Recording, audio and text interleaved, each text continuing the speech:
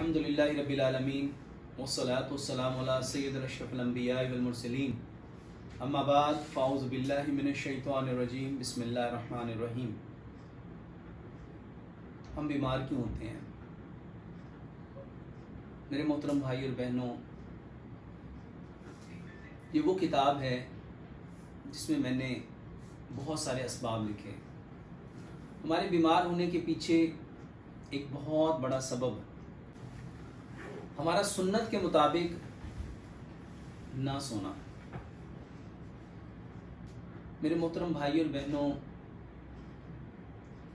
जब हम प्यारे पैगंबर जनाब मोहम्मद सल्लल्लाहु अलैहि वसल्लम के बताए हुए तरीके के मुताबिक अपने बिस्तर पे नहीं जाते और जब हम इस्लाम के मुताबिक नहीं सोते तो फिर हमारा जिस्म बीमारियों की तरफ जाना शुरू हो जाता है।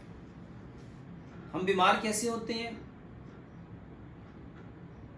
जब हम रात को सोते हैं तो नबी सल्लल्लाहु अलैहि वसल्लम ने फरमाया कि जब तुम अपने बिस्तर पे जाओ तो सबसे पहले अपने बिस्तर को झाड़ो। हमें अपने बिस्तर को झाड़ना था। और क्यों झाड़ना था? नबी सल्लल्लाहु अलैहि वसल्लम ने फरमाया, तुम्हें क्या मालूम कि तुमसे पहले वहां कौन सो रहा है। उसके बाद बिस्तर को झाड़ने के बाद हमें वहां बिस्तर पे बैठना था और नबी सल्लल्लाहु अलैहि वसल्लम सोने से पहले सूरत फातिहा पढ़ते थे, आयतल कुर्सी पढ़ते थे, सूरह फलक, सूरह नास और सूरह इखलास पढ़ते थे और अपने हाथों पे थुतकारते करते थे और फिर उसको अपने चेहरे पे, अपने सर पे, अपने पूरे जिस्म पे मल लेते थे। और उसके बाद नबी सल्लल्लाहु अलैहि वसल्लम सूरह बकरा की आखिरी 2 आयात आमनर रसूलु बिमा उनजिला आखिर तक पढ़ा करते थे।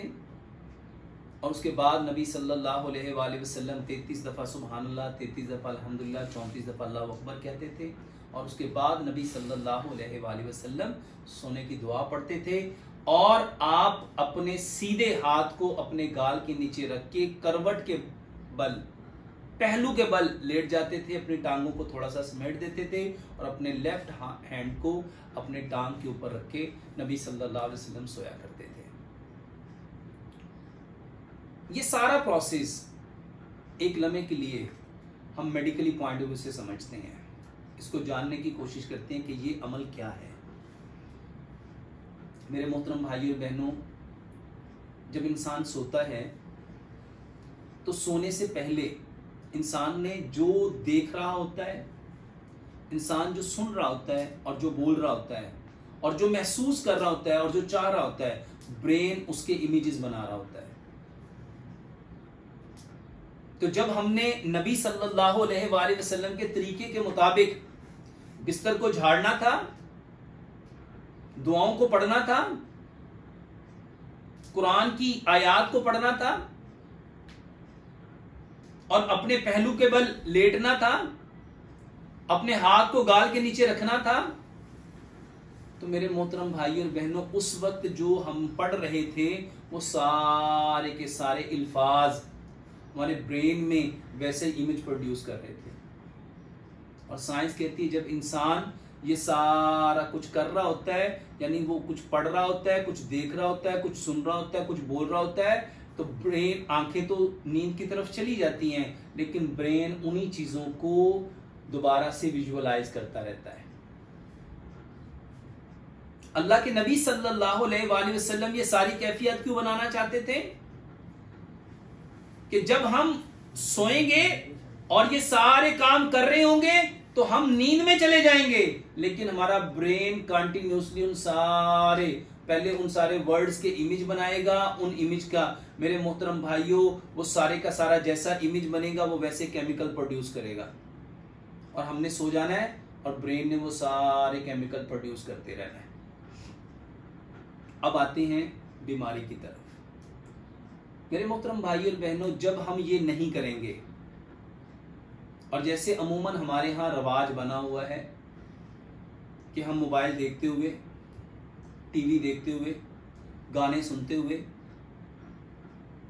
जब मैं सोशल मीडिया पे, फेसबुक पे, जब मैं व्हाट्सएप पे, इंस्टाग्राम पे, टिकटॉक पे डिफरेंट मूवीज देख रहा हूँ, वीडियोस देख रहा हूँ, मैं स्नैपचैट को देख रहा हूँ, मेरे मोहतरम भाइयों, उस वक्त जो मैं देख रहा हूं, जो मैं सुन रहा हूं, जो मैं बोल रहा हूं और जो मैं महसूस कर रहा हूं और जो मैं चाह रहा हूं, मेरा ब्रेन कौन से केमिकल प्रोड्यूस करेगा, उसको इमेज कौन से मिलेंगे, वो कौन सा ऑरा बनाएगा, उसका केमिकल कौन सा प्रोड्यूस होगा। तो जब मैं नेगेटिविटी को देख रहा हूं, नेगेटिविटी को सुन रहा हूं, नेगेटिविटी को बोल रहा हूं, उस तरफ नबी सल्लल्लाहु अलैहि वसल्लम वो सारी की सारी पॉजिटिविटी जो आसमानों से आई थी और ये सारी की सारी वो नेगेटिविटी जो शैतान और शैतान के साथियों ने हमें दी। जब मैं ये काम कर रहा हूं तो मैं तो सो जाऊंगा, लेकिन मेरा ब्रेन सारी रात कौन से केमिकल प्रोड्यूस करता रहेगा, वो कौन से इमेजेस लेता रहेगा, उसको कौन से सारे सीन्स मिलते रहेंगे, वही टिकटॉक, वही स्नैपचैट, वही मूवीज, वही सारी की सारी चीटिंग डॉजिंग, वही सारा फेसबुक, वही सारा इंस्टाग्राम। जब ये केमिकल मेरे अंदर बनेंगे, क्या मेरे मोहतरम भाई और बहनों मेरा जिस्म महफूज रह पाएगा, क्या मेरी आंखें महफूज रह पाएंगी। जब मैं हराम देख रहा हूं, हराम सुन रहा हूं, हराम बोल रहा हूं, हराम देख रहा हूं, हराम को महसूस कर रहा हूं, हराम ही चाह रहा हूं, तो मेरे केमिकल कौन से बनेंगे। और आज हम बीमार क्यों हैं। इस किताब में मैंने पूरी वजाहत के साथ यही असबाब बयान किए कि ये वो चीजें हैं जब हम सुन्नत से हटेंगे, नबी के तरीके को छोड़ेंगे, इस्लाम को छोड़ेंगे, तो मेरे मोहतरम भाई और बहनों हम कभी भी जिंदगी में हेल्दी नहीं हो सकते। अब आज उस हदीस की तरफ, जब रात होती है तो इंसान के राइट साइड पे फरिश्ता आता है और लेफ्ट साइड पे शैतान आता है। फरिश्ता कहता है, इब्ने आदम अपनी रात का एहतताम, अपने दिन की जो एहतताम किया है, जो रात आने लगी है, अपनी रात का जो आगाज है उसको अल्लाह के नाम से कर, ताकि तो अल्लाह की रहमत में रह सके। और शैतान कहता है कि अपने दिन का जो आखिरी वक्त तुम गुजारने लगे हो, रात में जाने लगे हो, नींद में जाने लगे हो, तो शैतान के काम से, शैतान के नाम से, शैतान की बात से अपनी रात का आगाज कर।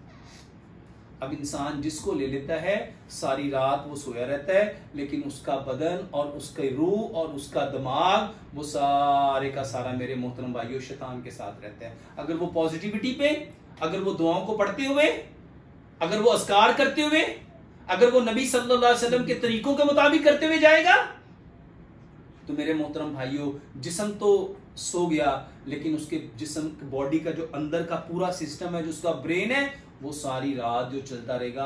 अगर वो नबी के तरीके पे है तो खैर की तरफ जाएगा, अगर वो शैतान के तरीके पे है तो वो शर की तरफ जाएगा। और आज हम बीमार क्यों हैं? क्योंकि हमने नबी सल्लल्लाहु अलैहि वसल्लम के तरीकों को छोड़ दिया, और यही सबब है हमारे बीमार होने का। अल्लाह सुब्हानहू तआला से दुआ करते हैं, अल्लाह सुब्हानहू तआला सबसे पहले हमें इन चीज़ों की हकीकत को समझने की तौफीक अता फरमाए, समझ के अमल करने की तौफीक अता फरमाए, और अमल करके इस खूबसूरत पैगाम को इस कायनात के अंदर बसने वाले जितने कच्चे और पक्के मकानों में इंसान हैं उन तक पहुँचाने की तौफीक अता फरमाए। वमा अलैना इल्लल बलागुल मुबीन।